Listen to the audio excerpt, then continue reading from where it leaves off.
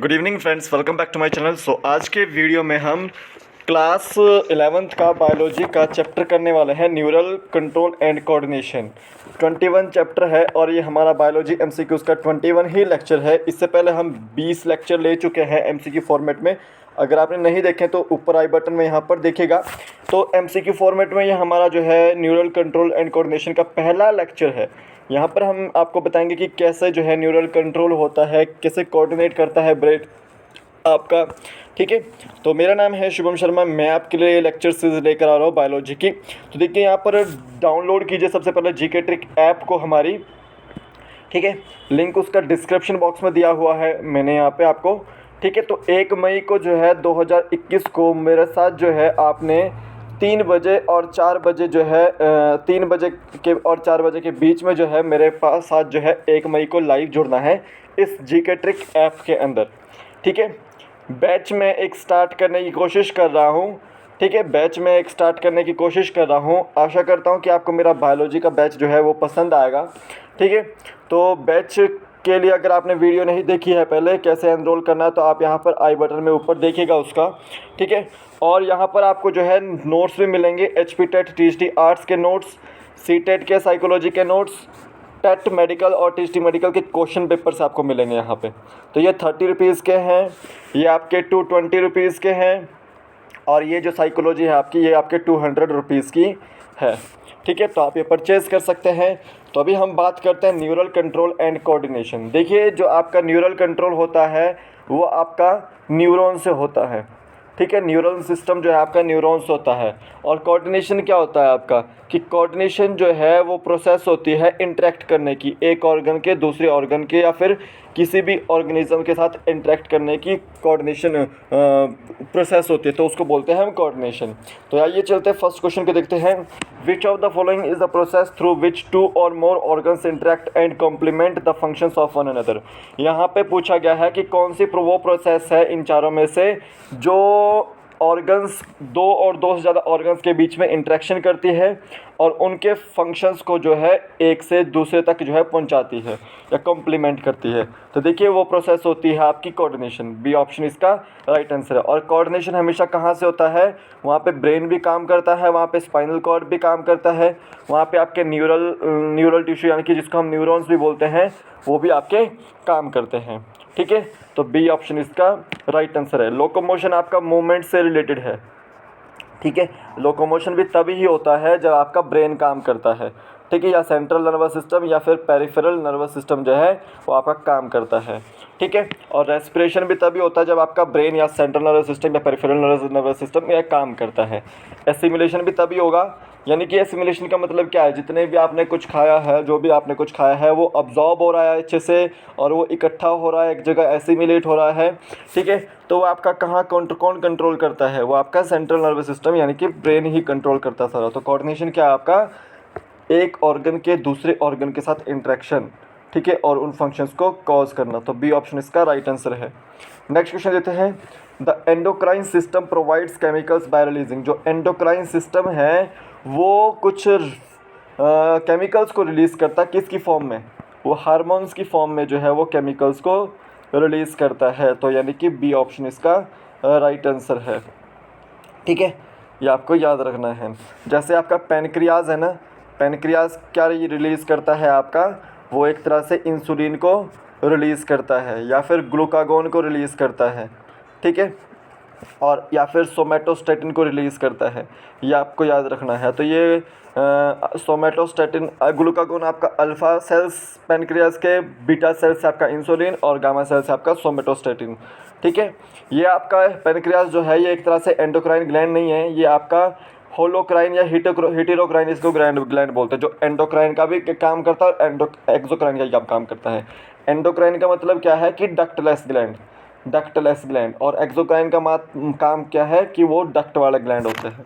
ठीक है, ये आपको याद रखना। तो बी ऑप्शन इसका राइट आंसर है। नेक्स्ट क्वेश्चन देखते हैं। Which of the following can detect, receive and transmit different kinds of stimuli. अब इन तीनों ऑप्शनों में से आपको बताना है कि कौन जो है डिटेक्ट करता है, रिसीव करता है और ट्रांसमिट करता है स्टिमुलाई को। ठीक है, स्टिमुलाई का मतलब क्या है, जो मैसेज आप की बॉडी को टच करने से जो है या देखने से ब्रेन तक पहुंच रहा है, तो वो कौन कॉज करेगा? तो वो आपका अलग अलग ये देखिए जो न्यूरॉन्स होते हैं वो भी कॉज करते हैं, गैंग्लिया भी कॉज करते हैं और न्यूरल टिश्यूज़ भी कॉज करते हैं। तो डी ऑप्शन इसका बिल्कुल राइट आंसर होगा। क्योंकि अगर इन्वर्टिब्रेट्स को देखें तो वहाँ पर देखिए क्या क्या कौन कौन होता है। वहाँ पर नेटवर्क ऑफ न्यूरॉन्स होता है हाइड्रा में आपका नेटवर्क ऑफ न्यूरॉन्स होता है। उसी तरह से अगर इंसेक्ट आप देखें तो वहाँ पे ब्रेन तो होता ही है, लेकिन वहाँ पे गैंग्लिया भी होते हैं और न्यूरल टिश्यूज़ भी होते हैं। और जो वर्टिब्रेट्स होते हैं वहाँ पे न्यूरल सिस्टम पूरा का पूरा होता है। तो डी ऑप्शन इसका बिल्कुल राइट आंसर है। ठीक है, नेक्स्ट क्वेश्चन देखते हैं। Which of the following include brain and spinal cord and is site of information processing. देखिए हमारा जो नर्वस सिस्टम है, ह्यूमन नर्वस सिस्टम, वो दो टाइप से है, एक सेंट्रल नर्वस सिस्टम और एक पेरिफेरल नर्वस सिस्टम। ठीक है, अब देखिए जो ब्रेन है और स्पाइनल कॉर्ड है वो आपका सेंट्रल नर्वस सिस्टम के पार्ट है। ठीक है, तो यानी कि यही जो है इंफॉर्मेशन प्रोसेसिंग और कंट्रोल का भी काम करते हैं। तो यानी कि ए ऑप्शन इसका बिल्कुल राइट आंसर है। अब देखिए जो पेरिफेरल नर्वस सिस्टम है वहाँ पे नर्व्स होती है बॉडी में जो कि एसोसिएट होती है सेंट्रल नर्वस सिस्टम से। ठीक है, अब वो नर्व कौन कौन सी है? वो एफरेंट फाइबर है और इफरेंट फाइबर है। ठीक है, अब जो पेरिफेरल नर्वस सिस्टम है वो डिवीज़न होता है दो भागों में। ये तो आपके नर्व फाइबर्स हैं वहाँ पे। ठीक है, दो पेरिफेरल नर्वस सिस्टम अगर डिवाइड होता है तो वो सोमैटिक नर्वस सिस्टम या फिर ऑटोनॉमिक नर्वस सिस्टम में डिवाइड होता है। ठीक है, ये आपको याद रखना है। तो यहाँ पे ए ऑप्शन इसका राइट आंसर था। नेक्स्ट क्वेश्चन लेते हैं। Which of the following can transmit impulse from tissues to central nervous system. इन चारों में से जो है वो कौन ऐसा है जो ट्रांसमिट करता है इम्पल्स को टिश्यूज़ से सेंट्रल नर्वस सिस्टम तक? ठीक है, तो देखिए एफरेंट फाइबर्स जो हैं आपके वो टिश्यूज़ से सेंट्रल नर्वस सिस्टम तक इम्पल्स को ट्रांसमिट करते हैं। और अगर सेंट्रल नर्वस सिस्टम से टिश्यूज़ तक या ऑर्गन्स तक जो है आपको इम्पल्स को ट्रांसमिट करना है तो वहाँ पर इफरेंट फाइबर लगते हैं। क्या लगते हैं? बी ऑप्शन लगता है वहाँ पे। ठीक है, यहाँ पर ए ऑप्शन इसका राइट आंसर है। नेक्स्ट क्वेश्चन लेते हैं। Which of the following is the longest cell. Longest cell पूछा है तो देखिए जो एग ऑफ ऑस्ट्रिच होता है ये लार्जेस्ट सेल होता है। ठीक है, ऑस्ट्रिच का एग, और ऑस्ट्रिच को हम स्ट्रूथियो भी बोलते हैं। ये काफ़ी बार एग्ज़ाम में आपको दिख जाता है। ठीक है, तो लार्जेस्ट सेल आपका egg of ostrich, smallest cell आपका माइकोप्लाज्मा। ठीक है, और ये न्यूरॉन सेल जो है आपका ये लॉन्गेस्ट सेल है। तो इन तीनों में से काफ़ी जो है क्वेश्चन पूछा जाता है, तो बी ऑप्शन इसका राइट आंसर है। नेक्स्ट क्वेश्चन देखते हैं। Dendrites are the part of. जो डेंड्राइट्स हैं वो किसका पार्ट है? तो देखिए जो डेंड्राइट्स है वो आपका न्यूरल सिस्टम के पार्ट है, यानी कि न्यूरॉन के पार्ट है। तो ए ऑप्शन इसका राइट आंसर है। एक्सोन भी जो है न्यूरल सिस्टम का पार्ट है। ठीक है, ये आपको याद रखना है। नेक्स्ट क्वेश्चन देखते हैं।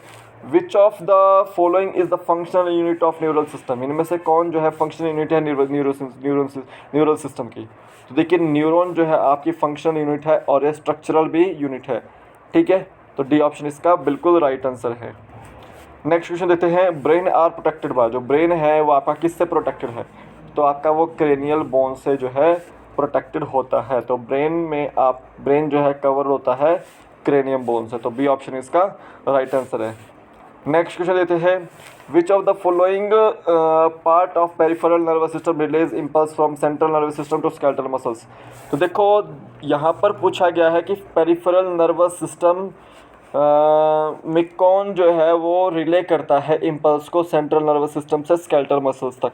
तो देखिए वहाँ पर जो है सोमैटिक न्यूरल सिस्टम जो है वो रिले करता है इम्पल्स को सेंट्रल नर्वस सिस्टम से स्केलेटल मसल्स तक। ठीक है, यहाँ पर ए ऑप्शन इसका राइट आंसर है। और एक ऑटोनॉमिक नर्वस सिस्टम है, वो सिस्टम को जो है इम्पल्स को जो ट्रांसमिट करता है सेंट्रल नर्वस सिस्टम से इनवॉलंटरी ऑर्गन्स तक। ठीक है, ये आपको याद रखना है। तो इनवॉलंटरी ऑर्गन्स तक जो है इम्पल्स को ट्रांसमिट कौन करता है? Autonomic nervous system.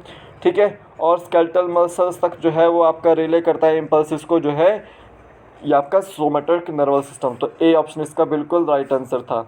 तो यहाँ पे मैंने आपको लास्ट में आंसर की प्रोवाइड कर दी है। आशा करता हूँ कि आपको मेरा जो ये लेक्चर है वो अच्छा लगा हो।